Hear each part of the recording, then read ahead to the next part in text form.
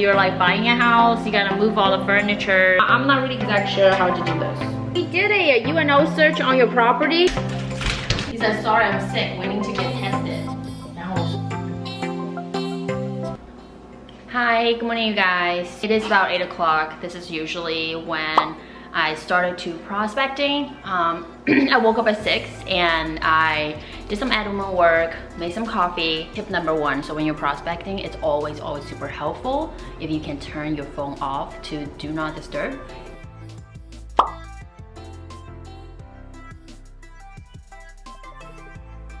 Put it on the market. Was it listed before? Oh, so you're a tenant. Sometimes with expired, you guys get like wrong data. It's very possible it could be an investment property, so they provided the tenant.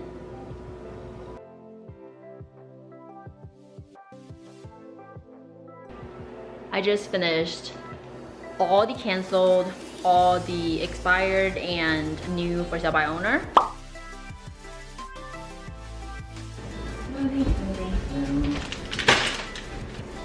All right, so I really start to kind of enjoy working from home. So flexible.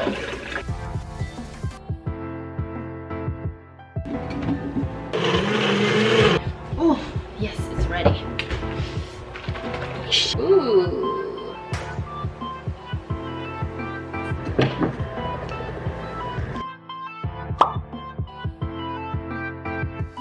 It's probably really stressful because you're like buying a house, you gotta move all the furniture. The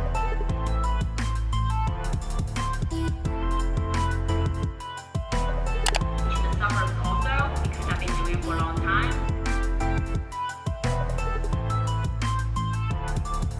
See if we can get it closed sooner. But talk to Bill, copy us, and then let me know.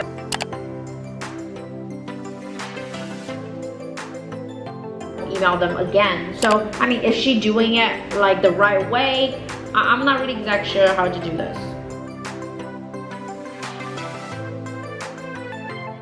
Not call me back this long, Joey. Oh, I'm sorry.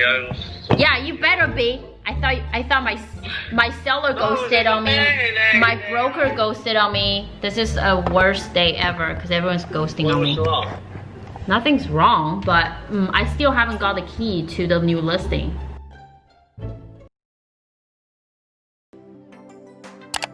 We did a UNO search on your property.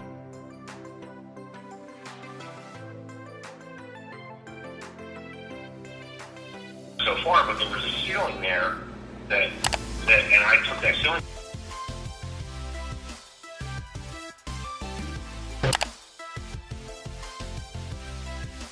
So we're filming some content. This side is okay. We're filming some content. It's 4:30 now, so we're just filming something else. But usually what I do is I like work from 8 o'clock till 4, and then Jay comes, stop by, and then help me with like content stuff.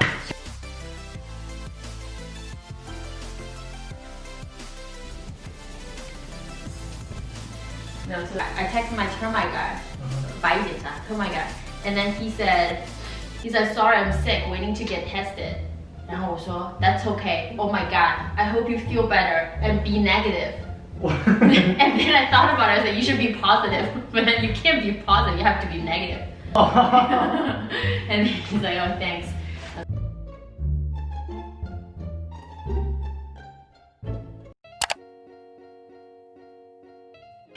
Hi guys, thank you so much for following me around and work with me. But before I end this video, I want to go over a little story. So I went to closing last Friday with one of my sellers, and she has been a very like delightful to work with. And this whole sale, it cost me about 11 months. So I'm gonna start from the very beginning. I made a cold call the end of 2019, around the same time. And she picked it up, and then she said that she might be thinking about selling, but she's not sure. So I set up the follow-up calls, and then I sent her a magnet business card. But for some reason, when I called her the next day, she didn't pick up. So the very initial phone call that I made was 2019 in December. And then I called her back. I finally got her back on the phone in January 23rd, 2020. Got her name. I did the research and I find out how much the home is worth. She had expressed that she had interest about selling it this year. So I'm not gonna let it go. I immediately called her back 2 weeks after, and on February 18th, I got her finally back on the phone after trying twice. And on my note, I said, scheduling. We'll give her a call on Saturday. They're going to get out of the house by Friday. So I called her, left her voicemail. She didn't pick up on Monday. And then following week, called her again, left her voicemail, didn't pick up, sent her a card. And then I called again in a week, no pickup. And then I called her in March, didn't pick up, but she did not list with anybody. So I sent her a postcard in April. I got her on the phone, thank God, but then the day before our appointment, she canceled the listing appointment. And then I called her, I was set to call her that week. So the end of May, I left her a voicemail to give me a call. No response. A week after, May 23rd, texted her. No response. In June, called her with a different phone number. Finally got her on the phone. She said she's not interested in listing it. She wants me to bring a buyer. So I called her and I said, I do have a buyer who wants to buy. Try to set the appointment to get in the door. No chance. So on June 12th, she said she has somebody else who's looking at the house on Friday. So I texted her. I said, can I tag along? No response. Moving forward, 2 weeks after, me and my coworker, we were trying to go stop by and take a look at the house. She didn't let us in. I didn't get a confirmation. So long story short, I finally got her to list the house with me. And then at the time, she expressed that she was being chased down by a bunch of wholesalers. So she wanted to give one of the investor a try by, because they offer a really decent price. So I was like, okay, why don't we do this? If you trusted me enough, we could add my fees on top of it and just put it on the market, see what we can get. Because I was under the impression, I'm like, if a wholesaler give this pricing or investor, because essentially those people are making profit off from the sale, right? I could possibly add my fees on top and then maybe net my seller more money. So we did put it on the market, but after a month, we had several showings. We never get any offer. It was obviously overpriced. So I told her, I said, if that investor's offer still stands, why don't you go back to that person and then see if you can close the sale and walk away with that amount? Because I think honestly, for the best interest of my seller, if she can get that price, I think that's a great move. She can profit more and then she can get closing in like 3 weeks.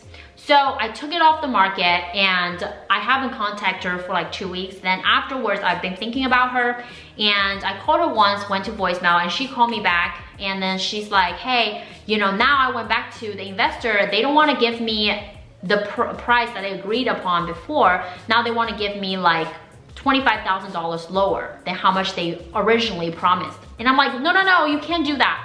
Let's do a price cut, put it back on the market, and then see what we can get. Because I know how much the house is worth. So we did a price cut. Guess what? In 2 days, we had an offer close to asking. So we accepted the offer, and then finally we went on closing in 45 days. So moral of the story is you gotta have to be patient enough, and you have to know what you're doing. Follow up is always the key. And then you always have to have people's best interests at heart. I was willing to lose on this deal just so I can get her a better pricing. And then I think because of my gesture and I did that for her, she realized I was really looking out for her. So she came back and then she called me, used me as her agent. She was very happy with my service. And then she told me that at closing. Guess what else I found out? I think it's because the situation that she's in, she was heavily targeted by a bunch of wholesalers because it was an estate, basically. So that's why she got bombarded by a bunch of wholesalers. And then I was probably one of the, I'm not a wholesaler, but I was probably one of the people that follow up with her that stuck out the most at the end.